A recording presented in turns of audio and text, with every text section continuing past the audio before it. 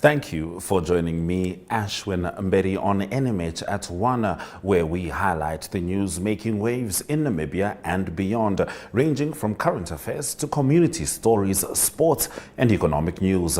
Coming up in this broadcast, NSFAF to start paying students monthly, land prices frustrate Schlettwein, NamWater slashes Windhoek water supply by 35%. Follow all our programs on oneup2.com or DSTV 285 or GoTV 25 in Namibia. Let's head to the midday news update.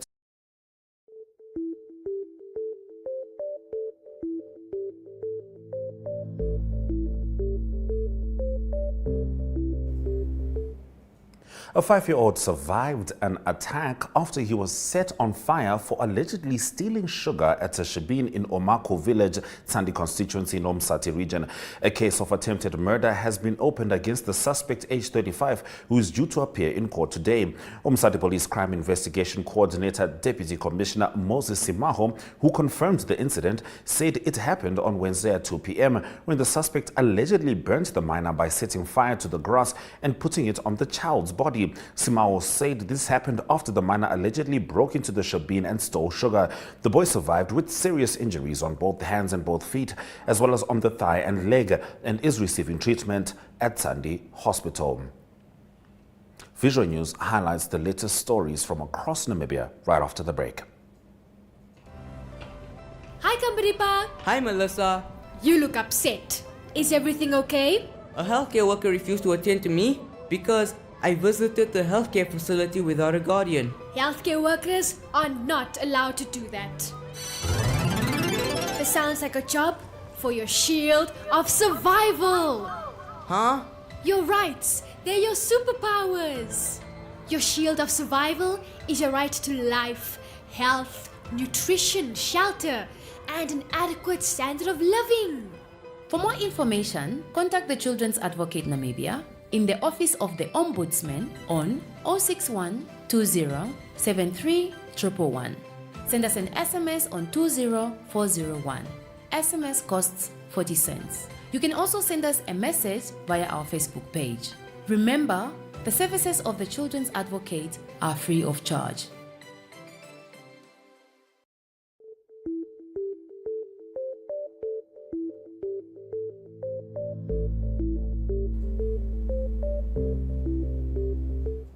Newly appointed Bannerman Mining Namibia CEO Werner Ewald says the company is in the process of raising capital for the construction of its Etango mining project, which will cost between 6 and 7 billion Namibian dollars. A bullish Ewald said the company was on course to raise the required capital to start construction of the project. Ohonehlage reports.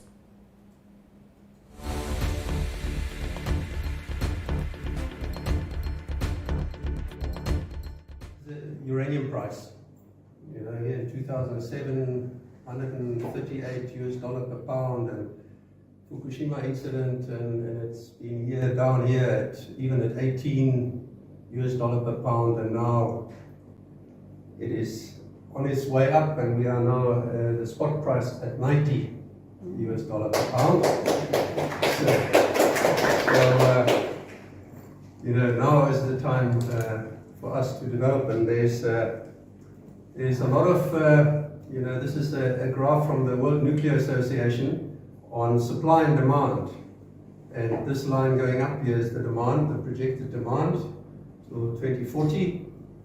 And this is at the moment the projected supply. So there's a big gap developing, and new mines have to develop, otherwise the demand will not be met. And that is what is pushing up the price.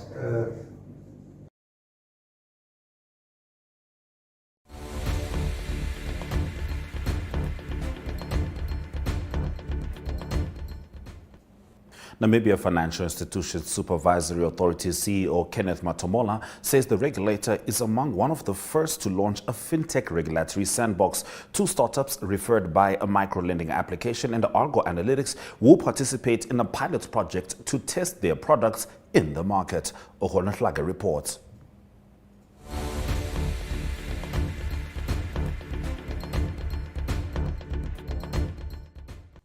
Say that we are one of the few regulators in Africa that have launched a regulatory sandbox.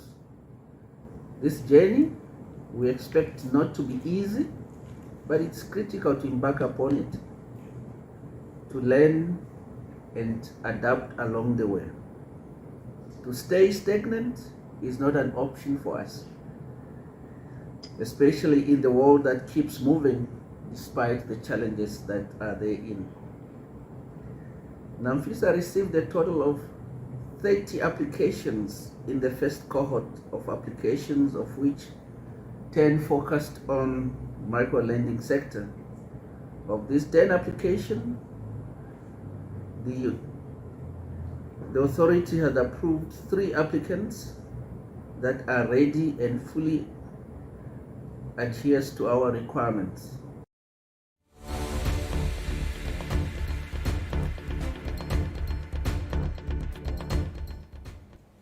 Councillor Buddy Brummel of the Walvis Bay municipality stated that there is more than one solution to debt collecting, but Red Force is not the answer. He made these remarks at a community meeting on Monday called by the residents demanding that Red Force's services be terminated by the Walvis Bay municipality.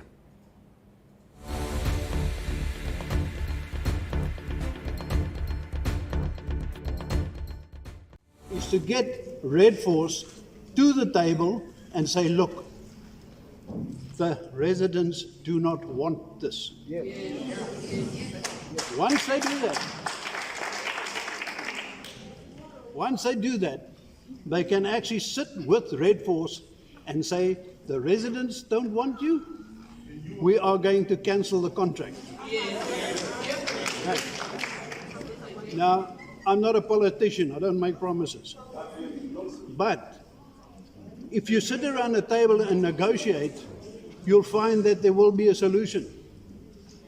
Not a drastic solution, but a solution that we can live with. Yes. Now, I asked them, will you do that? No. That will cost 42 million to get out of the contract. Salaries for this lot, so possibly it can happen. And yeah, we sit. Now we're trying to do something, and my colleagues, they want to crash it out. All good and well. Negotiation and talking about it and getting down to the nitty-gritty and maybe hiring a debt collecting section in the finance department will work. This is one problem, but there are many solutions. And not Red Force. That is not the solution.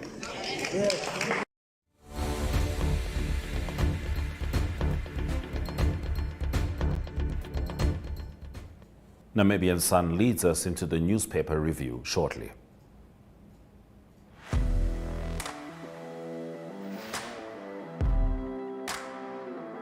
Hello and welcome to today's Sports Rep Show. I am your host, Jesse Jackson Kauraifa.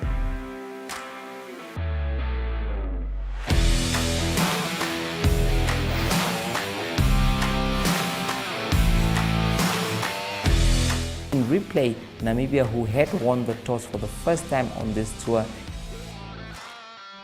Good day everyone, time for international sports news, starting off with tennis news, both on the WTA for women's and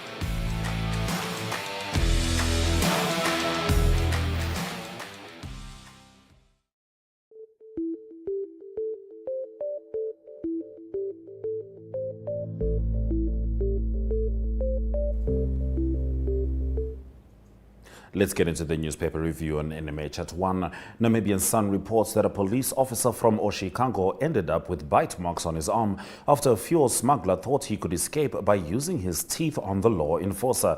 Despite the pain, the officer made the arrest. The incident took place at around noon Wednesday when a police land cruiser approached over 100 fuel smugglers at the Namibia-Angola border at Oshikango. As soon as the vehicle stopped, police officers jumped out, and within seconds the scene turned into a classic episode of Tom and Jerry. Members of the police force went on the chase, aiming to confiscate the containers of fuel smuggled from Angola. The smugglers took off in all directions, and due to the bad condition of the roads in the area, many escaped into no man's land between Namibia and Angola. Others sneaked through a damaged fence at the Angolan border.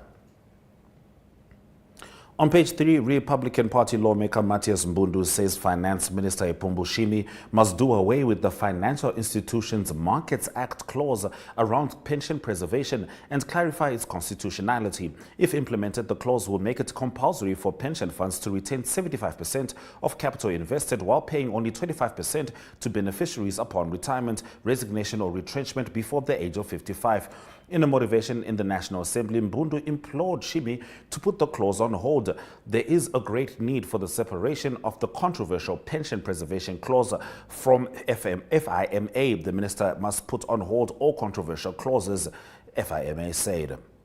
Now, on the front page of Republican, following its launch at COP28 UAE in December last year, the pioneering Global African Hydrogen Summit, slated for Windhoek, Namibia from 3 to 5 September 2024, is the first and only platform of its kind aimed at driving critical investments into bankable African green energy projects, attracting the attention of heads of state, ministers and CEOs worldwide. Ahead of the Global African Hydrogen Summit, an international press conference is scheduled to take place in Windhoek. Now, Namibia's Minister of Mines and Energy, Honorable Toma Luendo, stated that the Global African Hydrogen Summit will be the first platform of its kind to be leveraged by African governments, investors, financiers, scholars, and the public to unlock additional opportunities for the continent and its partners. The summit will also provide a platform for the global players in the hydrogen value chain to showcase their projects, plans, and technologies to the African continent.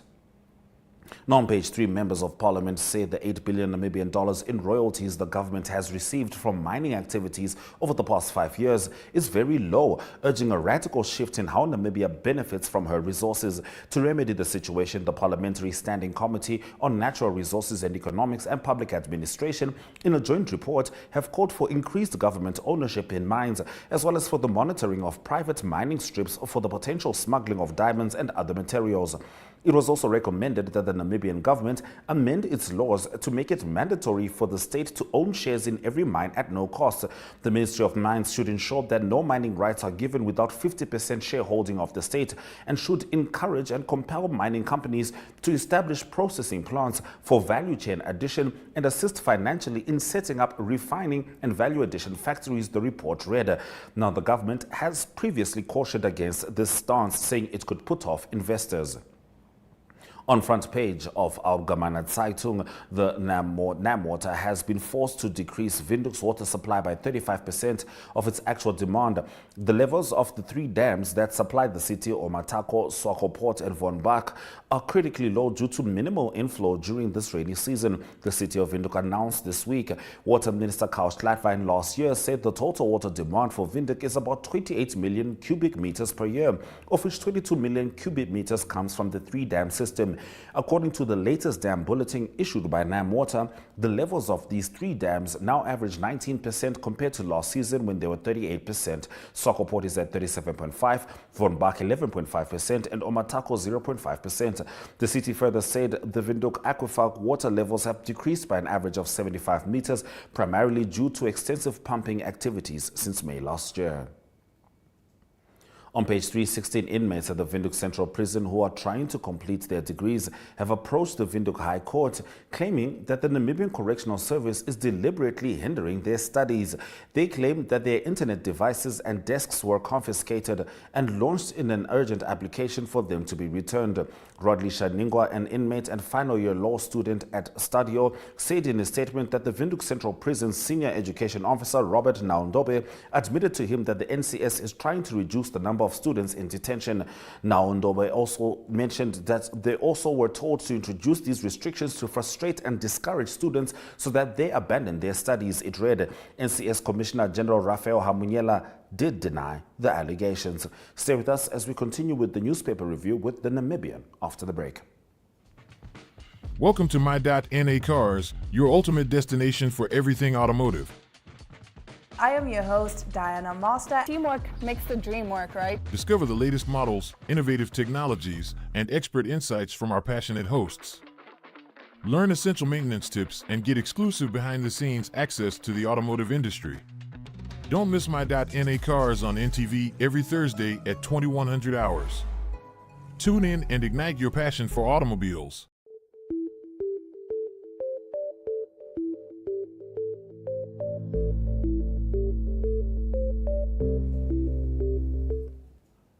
Now, the Namibian reports that businessman Shapwa Kanyama has again failed with a court bid to stop competitors from supplying antiretroviral medication to the Ministry of Health and Social Services.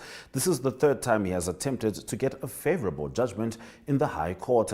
A judgment delivered in the Windhoek High Court on Tuesday sealed Kanyama's company Africure Pharmaceuticals Namibia's fate against the Central Procurement Board of Namibia, the Minister of Health and the Social Services, the Minister of Finance and Public Enterprises and competitors of Africure in a tender for the supply of antiretroviral medication to the government.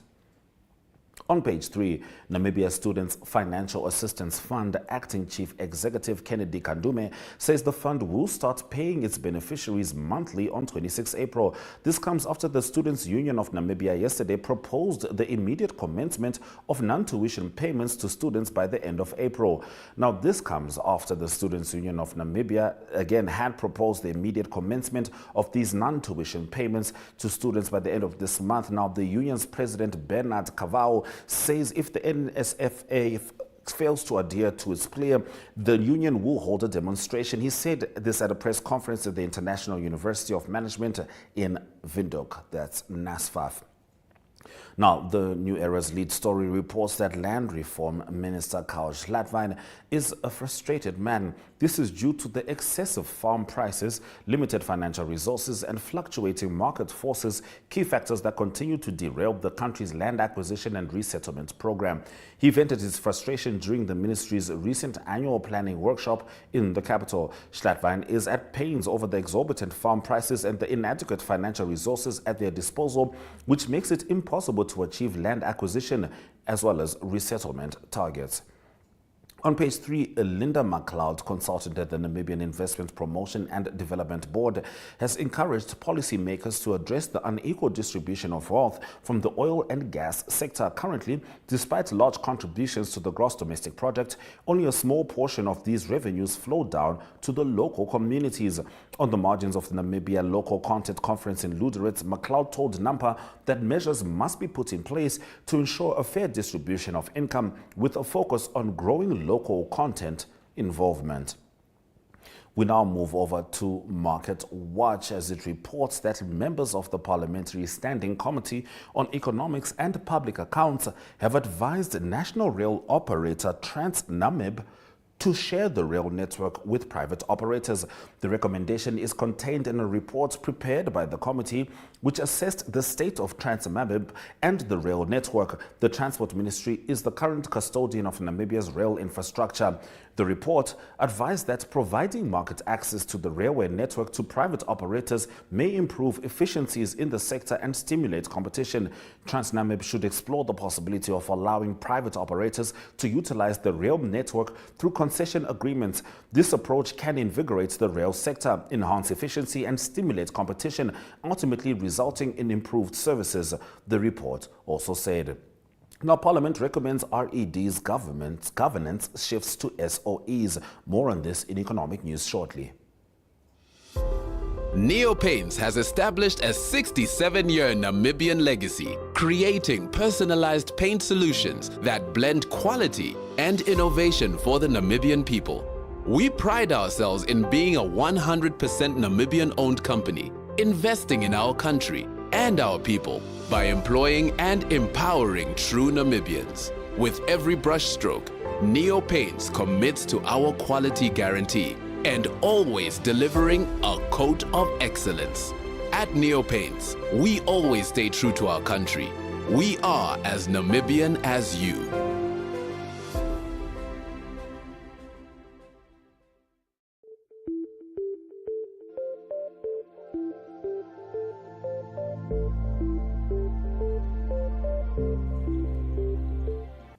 Members of Parliament have recommended that the administrative governance of regional electricity distributors be recognized as state-owned enterprises. This comes in response to inefficiencies experienced under the current operations under the Companies Act. The MPs believed that there is a lack of legislation to manage the REDs. We're going to take a short break before we return with the sports. Neo Paints has established a 67-year Namibian legacy, creating personalized paint solutions that blend quality and innovation for the Namibian people. We pride ourselves in being a 100% Namibian-owned company, investing in our country and our people by employing and empowering true Namibians. With every brushstroke, Neo Paints commits to our quality guarantee and always delivering a coat of excellence. At Neo Paints, we always stay true to our country. We are as Namibian as you.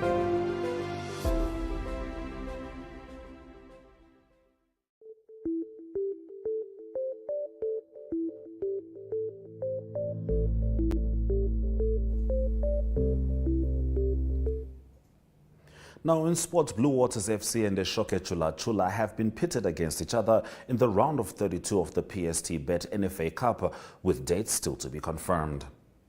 The highly anticipated SKW Youth Football Tournament is set to kick off from 26 to 28 April, drawing excitement from young football enthusiasts and supporters alike.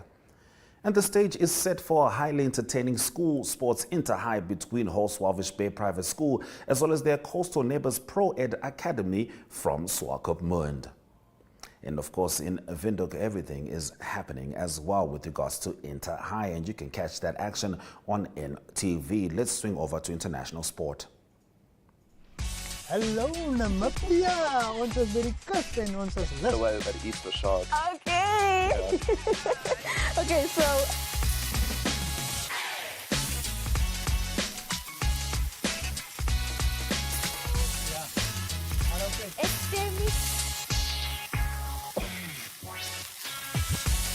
yes, please, today you make sure that we are fed.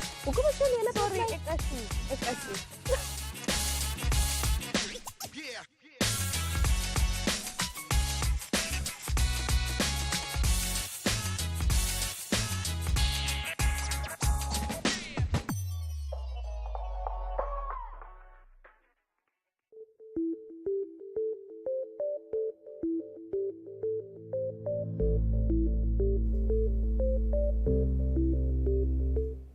We end off the show with our international sports story as Atalanta progressed to the Europa League semi-finals despite losing 1-0 to Liverpool yesterday, because they triumphed 3-1 on aggregate to move one step closer to a first ever European final for the Serie A side. Aston Villa goalkeeper Emiliano Martinez saved 2 spot kicks and survived a bizarre red card incident as his side beat French club Lille on penalties to reach the Europa Conference League semi-finals last night. Those have been our sports stories, and those have been our stories on NMH at 1. We'll see you on Monday as we continue to bring you the latest stories from Namibia, Africa and the world.